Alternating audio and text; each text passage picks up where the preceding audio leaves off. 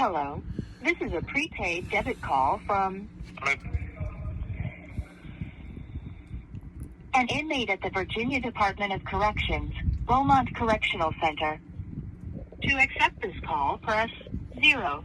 To refuse this call, hang up or press 1. To prevent calls from this facility, press 9. This call is from a correction facility and is subject to monitoring and recording. Thank you for using Global Tel Link. How you doing, brother? Good morning. Good morning. Good morning, man. I'm not doing bad. So you're not doing too bad? Yeah. You ready to get... Phones around here crazy. You said what?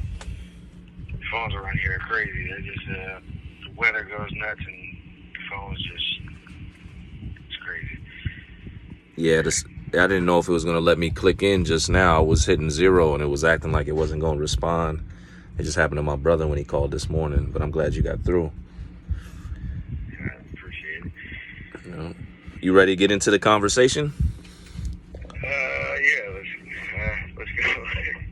Yeah, it's easy, man. And like we discussed, I'm trying to just really highlight voices from behind the wall.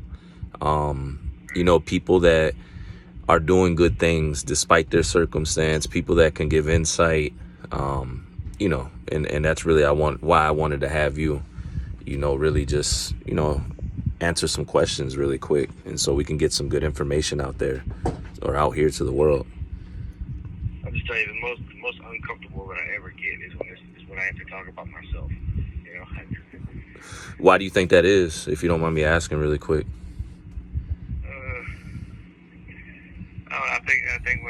I think it's weird when I feel like I'm trying to explain myself and why I'm deserving of anything. That's when I get, despite the things that I've done, that's when I get really squirrely in my own brain, you know. Yeah.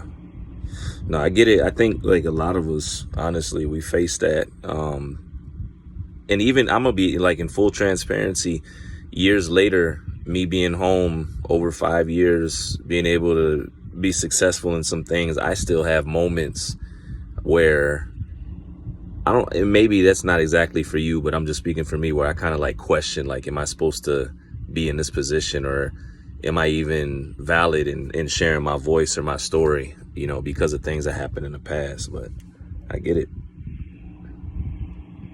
That fall into the imposter syndrome.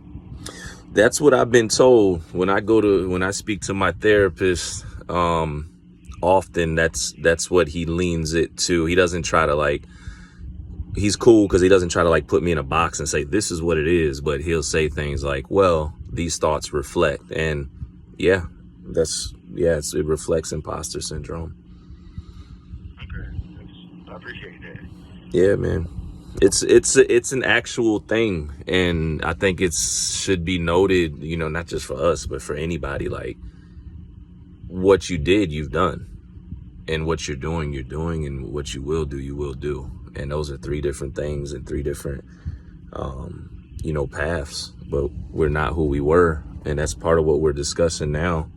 You know, I wanted to ask you, like, on that note, how have you changed? Like, how long have you been in prison, and let me ask you this way. How long have you been in prison, and how have you changed from the beginning until now?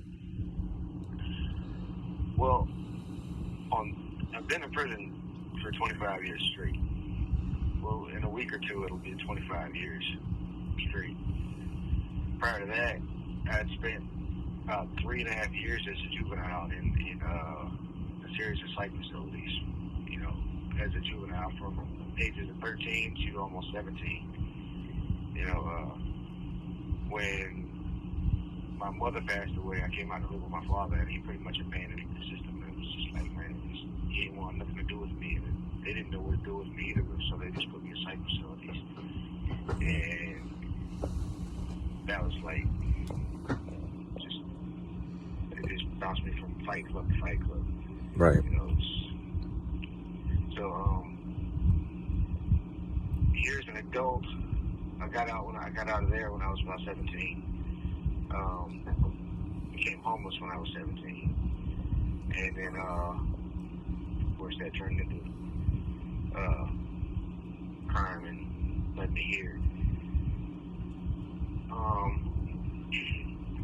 Let me ask you really quick, because I deal with a lot of young people. I work with a lot of people that are in the foster system or maybe have housing issues, etc.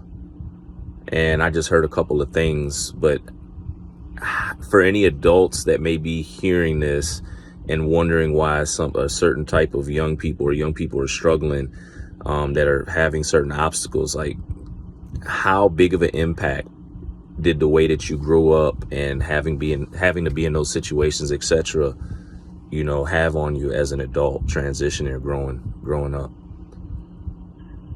I would say that had immense impact. Well, one, because it had an effect on my education and my self-esteem. I didn't have, I had severe abandonment issues. One, because my mother died at the height of my youth.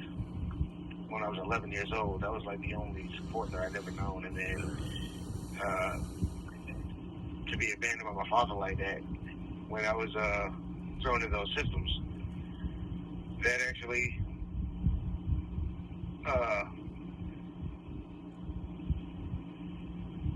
excuse me. You're good. I lost a lot of time, a lot of education, and it actually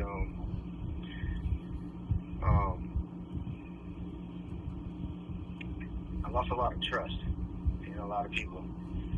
I'm sure.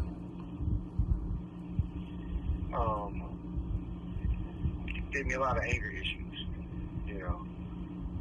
So I was angry. I was angry at my youth and the way I came up at that point. So when I ducked responsibility at every turn from that point going forward, felt like I had a right to duck it. Right. Yeah, it's daunting when I talk to some of our young people and they got certain titles thrown on them. I always ask people, like, find out what they're going through, find out how they're living, find out if they've got family support, all these things, is it's important. And what we go through as young people has a direct impact on us as adults, the traumas that we face.